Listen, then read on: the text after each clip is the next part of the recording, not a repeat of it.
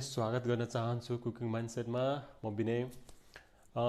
साथीहरू, आज चाहिँ मैले इडली भन्ने बित्तिकै यो साउथ इन्डियन खानेकुरा अन्तर्गत पर्छ र यसलाई चाहिँ रेस्ट अफ इडलीलाई चाहिँ नि यो रहेको इडलीले चाहिँ नि यो ब्रेकफास्टमा कसरी बनाउने भनेर मैले आज देखाउन जाँदैछु र आशा छ यो आजको ब्रेकफास्ट रेसिपी यहाँले मन पराइदिनु हुनेछ र भिडियोलाई मन पर्यो भने कृपया लाइक गरिदिनु होला, सेयर गरिदिनु होला। च्यानलमा नयाँ हुनुहुन्छ भने कृपया प्लिज च्यानललाई सब्स्क्राइब पनि गरिदिनु होला र आउनुहोस् आजको रेसिपी यहाँहरूको लागि मात्र।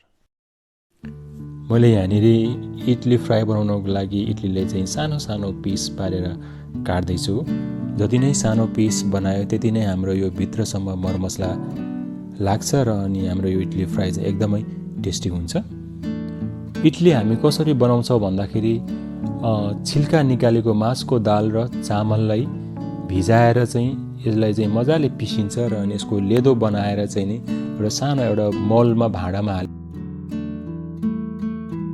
स्टिम गरेको हुन्छ र यसलाई चाहिँ जेसँग पनि सर्भ गर्न सकिन्छ। साम्बारसँग, नरिवलको चटनीसँग र अन्य धेरै अचारहरूसँग यसको चाहिँ सर्भ गर्न सकिन्छ।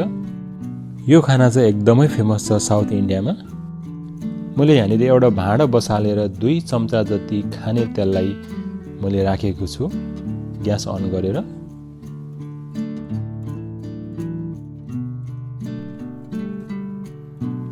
यहाँनिर मैले 2वटा डल्ले खोर्सानीलाई फुराउँदैछु। यसलाई बोरिया मर्चा पनि भनेर भनिन्छ।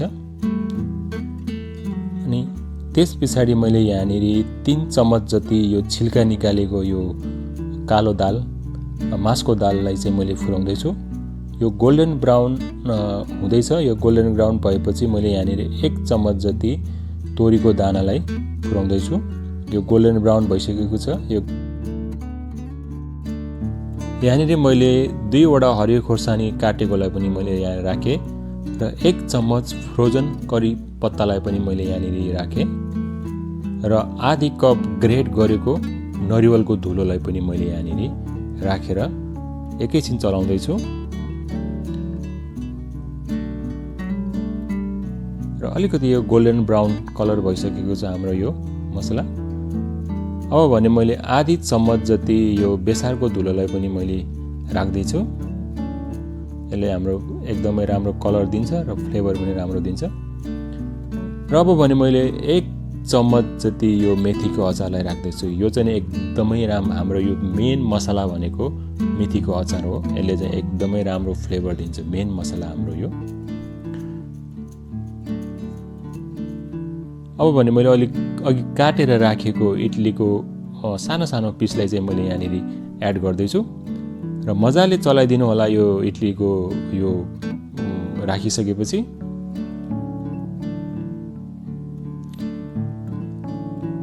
इडली चाहिँ नि खास एकदमै फेमस छ यो साउथ इन्डियामा। यसलाई त्यतिकै पनि खान सक्नुहुन्छ तातो तातो घिउमा, अनि नरिवलको अचारमा र साम्बारमा, अनि धेरै अचारहरूमा यसको चाहिँ नि यहाँले सर्भ गर्न सक्नुहुन्छ। मैले यहाँनिर आधी चम्मच जति नमक राखेको छु। यहाँले आफ्नो स्वाद अनुसारको राख्न सक्नुहुन्छ नुन। अनि हालिसकेपछि मजाले चलाइदिनु होला किनभने यो हाम्रो सबै ठाउँमा लाग्नुपर्ने हुन्छ।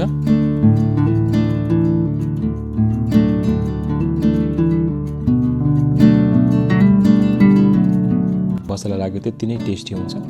र अन्तमा मैले यहाँनिर लेमनलाई निचरेर हाल्दैछु। यो लेमन जुसले चाहिँ नि एकदमै राम्रो फ्लेभर दिन्छ हाम्रो फ्राई इडलीमा। त्यस पछाडि जुस राखेपछि एकछिन मजाले चलाइदिनु होला र अन्तमा चाहिँ हाम्रो यो सर्भको लागि तयार भइसकेको छ। म चाहिँ यहाँनिर एउटा प्लेटमा सर्भ गर्दैछु। यो एकदमै मिठो, एकदमै हेल्दी यो फ्राई इडली हाम्रो सर्भको लागि तयार भइसकेको छ।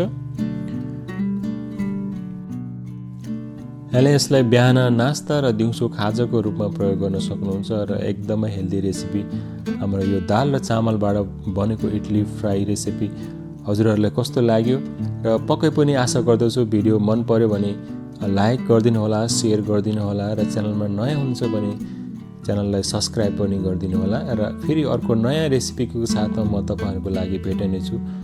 भिडियो हेरिदिनु भएकोमा धेरै धेरै धन्यवाद।